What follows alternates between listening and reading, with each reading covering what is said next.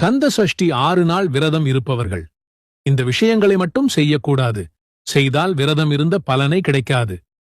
கந்த சஷ்டி 22ஆம் தேதி ஆரம்பித்து 27ஆம் தேதி சூரசம்ஹாரத்துடன் நிறைவு பெறுகிறது. இந்த நாளில் நாம் என்னென்ன செய்யக்கூடாது என்பதை இந்த வீடியோ மூலம் தெரிந்து கொள்வோம். நீங்கள் முருக பக்தர் என்றால் வீட்டில் அசைவம் சமைக்கவும் கூடாது, சாப்பிடவும் கூடாது. புகை மது பிடிக்கக்கூடாது, காலணி அணியக்கூடாது. விரதம் இருப்பவர்கள் கண்டிப்பாக பகலில் தூங்கக்கூடாது. தீட்டு வீட்டிற்கு செல்லக்கூடாது, கடைகளில் சாப்பிடக்கூடாது. தரையில் சுத்தமான அல்லது புது துணி விரித்து உறங்கலாம். கந்த சஷ்டி 6 நாளும் கண்டிப்பாக தலைக்கு குளிக்க வேண்டும். பச்சை மஞ்சள் நிற ஆடை உடுத்தலாம், கட்டாயமில்லை. வீட்டில் இருப்பவர்கள் மாலையில் மேலாக குளித்தால் போதும். வெளியில் சென்று வந்தால் கட்டாயம் தலை குளிக்க வேண்டும். 6 நாட்களும் தாம்பத்திய உறவில் கண்டிப்பாக இருக்கக்கூடாது. தேவையில்லாத வார்த்தை